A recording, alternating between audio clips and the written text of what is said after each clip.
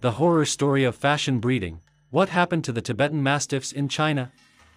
The breeding of dogs for business purposes never ends well, as we have seen with Dalmatians, Dogues de Bordeaux and other breeds.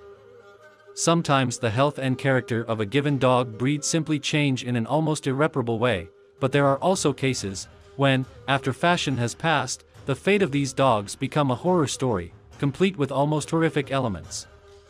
Well, this was typically the case with Tibetan Mastiffs mass-produced in China from the mid-2010s. As places of origin of the Tibetan Mastiff, researchers of the breed indicate Tibet, China, India and Nepal, in addition to which it is definitely worth mentioning Mongolia.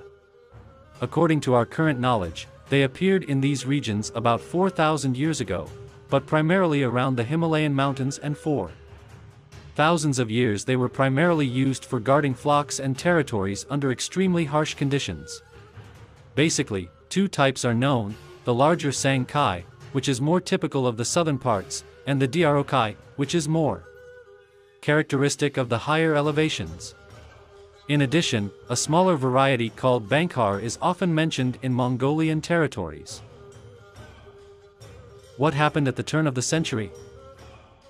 Until the 1990s, Tibetan Mastiffs had their own fan base. Most of those who chose them knew why they chose them and what the basic needs of this ancient working dog breed were. At the turn of the century, however, they became extremely sought after and fashionable almost without precedent, and since they were traditionally dealt with by a particular circle of breeders, the number of available puppies became few compared to the demand. And huge demand, as we know, always affects prices and raises them significantly. In China and America, entire fortunes were paid for a beautiful puppy, and beauty in this case meant larger stature, robust build, and special color. Workability no longer mattered at all. The sales record was set by a giant, huge, almost immobile, golden yellow dog, which was sold for no less than $1.8 million in the USA.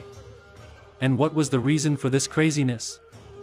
It is considered most likely that this period coincided with the explosive expansion of the Chinese economy, as a result of which the number of the wealthy Chinese middle class increased many times over. And this up-and-coming, rapidly becoming rich group discovered the symbol of their current status in Tibetan Mastiffs. This madness, which was exploding in China, spread to the Chinese in America and other parts of the world, and of course had consequences.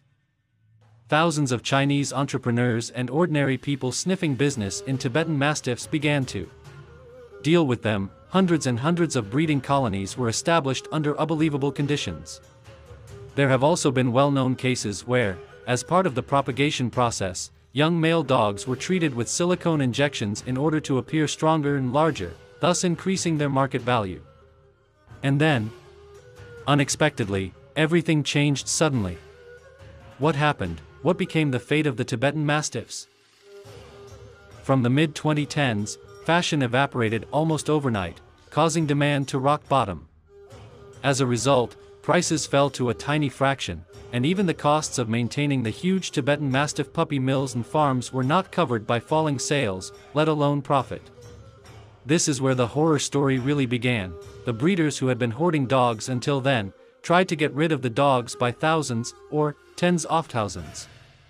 It is difficult to describe, but most of these dogs ended up in slaughterhouses, who paid a bounty of $5 per dog for them. Winter gloves and fur collars were made from their fur. The luckier ones were loaded onto trucks and released into the lowlands of China.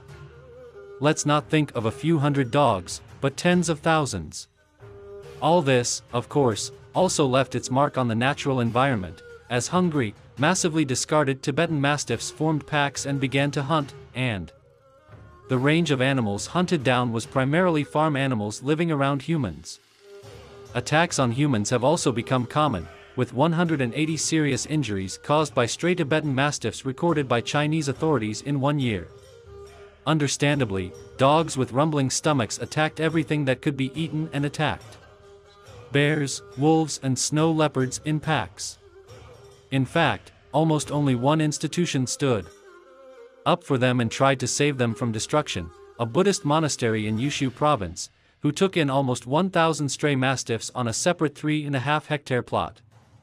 These dogs were neutered and fed with leftovers collected from nearby villages. Estimates put the number of Tibetan Mastiffs left alone and roaming the Chinese countryside between 14,000 and 50,000. Due to the bad press coverage of Tibetan Mastiffs and negative stereotypes, many of the Tibetan Mastiff owners, who had lived with their dogs for years epily, also got rid of their dogs, adding to the already huge problem. The fate of Tibetan Mastiffs living in China was covered by Western media, but the events did not receive the attention they deserved due to their weight and tragic nature. Yet there are few more terrifying examples in dog history of where fashion, business interest and irresponsibility all appear simultaneously in relation to a breed.